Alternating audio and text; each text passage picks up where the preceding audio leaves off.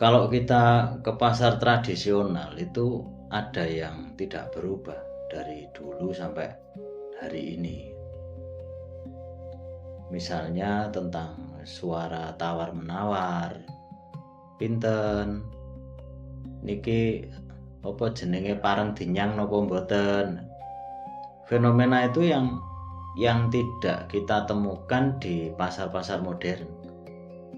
Jadi masyarakat tradisional itu cenderung ada tawar-menawar dalam jual beli itu. Dari sini sebenarnya kita itu menyaksikan sesuatu tradisi itu yang bukan puluhan tahun tapi ratusan tahun bahkan ribuan tahun lalu. Jadi pasar tradisional itu ya bukan hanya sekedar tempat jual beli tapi merupakan jejak sejarah hidup. Karena kalau ditarik ke belakang, konsep pasar di Nusantara itu sudah ada sejak masa kerajaan-kerajaan awal. Oh gitu. Oke, salah satu bukti kuat itu berasal dari prasasti-prasasti itu. Misalnya prasasti Taji dari abad ke-10 ini di masa kerajaan Mataram kuno. Sudah disebutkan adanya aktivitas perdagangan dan tempat berkumpulnya pedagang. Jadi prasasti ini menyebutkan seperti itu. Bahkan ada juga menurut sejarawan Denis Lombat itu dalam bukunya Nusa Jawa, Silang Budaya, aktivitas pasar di Jawa itu sudah menjadi bagian penting dari struktur sosial sejak masa awal peradaban. Jadi pasar ini bukan hanya tempat terjadinya aktivitas ekonomi, tapi juga merupakan pusat interaksi sosial masyarakat itu. Iya. Sudah lama memang.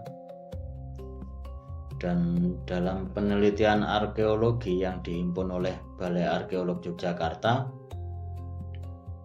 ditemukan bahwa pola pemukiman kuno di Jawa seringkali memiliki titik pusat aktivitas yang diduga sebagai pasar. Jadi dalam pemukiman ada satu titik untuk berkumpul dan sebagainya. Ini diduga sebagai pasar. Artinya sejak dulu itu pasar sudah menjadi jantung dari kehidupan masyarakat. Itu yang menarik, pasar tradisional itu tidak lahir dari sistem modern, karena tumbuh alami dari kebutuhan masyarakat. Sebagai kebutuhan ya? Iya, sebagai kebutuhan. Awalnya barter, tukar menukar barang itu. Kamu punya apa, sana punya apa, beras ditukar dengan sayur, garam ditukar dengan hasil bumi lainnya, kan kemudian berkembang menjadi menggunakan sistem uang. Iya. Masuk ke masa kerajaan besar seperti Majapahit, pasar itu sudah semakin terstruktur. Ini dijelaskan dalam kitab Negara Kertagama karya Empu Prapanca. Digambarkan bahwa pusat kota kerajaan itu memiliki aktivitas ekonomi yang ramai, termasuk di dalamnya ya perdagangan ini. Asia Tenggara termasuk Jawa sudah menjadi bagian dari jaringan perdagangan internasional itu sejak abad ke-15. Oh, sudah dari abad ke-15. Sudah abad ke-15. Dan pasar lokal jadi penghubung antara masyarakat kecil dengan perdagangan yang lebih besar.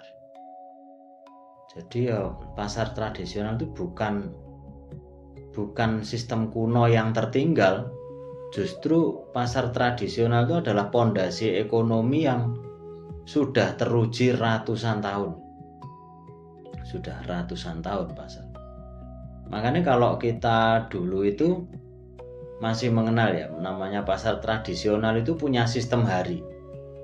Legi, Paing, Pon, Wage, Kliwon gitu kan ada. Oh iki Pasar Legi, Pasar Pon kan begitu. Iya, iya. Ada yang iki ramene hari Rebo, makanya pasarnya Rebon, ada Selasan, ada Seton begitu. Nah ini menurut buku Sistem Pasar Tradisional Jawa karya Kuncoro Ningrat, pasar dulu itu tidak buka setiap hari, tapi mengikuti siklus kalender Jawa yang disebut pasaran. Yaitu tadi misalnya Pasar Pon, Pasar Kliwon, ini bukan sekedar nama, tapi jadwal pasar itu sendiri. Untuk buka. Iya, untuk buka. Nah, disebutkan bahwa pasar periodik ini memang nyata dan menjadi bagian dari pola ekonomi di pedesaan Jawa. Itu berarti ya sudah lama. Bagaimana di era kolonial? Kalau di era kolonial Belanda, pasar tradisional itu mulai ditata dan diatur. Iya.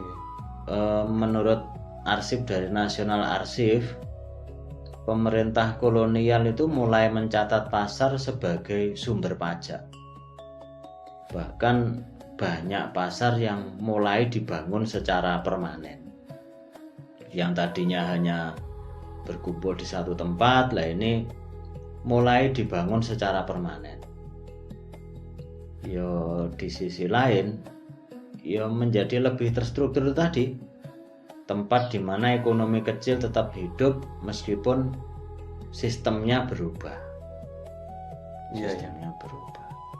Jadi kalau kita bicara pasar, ya memang kita bicara tentang sistem ekonomi yang sudah sangat lama, seperti yang sudah disebutkan oleh Prasasti Taji, Naskah Negara Kertagama, Arsip Kolonial, itu menunjukkan bahwa pasar tradisional itu bukan berdiri tanpa bukti, ia juga terdokumentasi. Artinya ya valid. Iya. Cuman sekarang ini pasar tradisional mulai terdesak dengan pola-pola perdagangan masa kini. Ya pasar-pasar modern itu. Tapi setidaknya ada hal yang tidak tergantikan dari pasar itu. Apa yang tidak tergantikan? Ya interaksi manusia dan aktivitas ekonominya itu. Artinya pasar tidak mati, hanya polanya saja yang berubah. Berbeda. Ya, yang berbeda. Dan kita harus tahu sejarahnya pasar itu seperti apa, sehingga kita tidak kehilangan jati diri kita.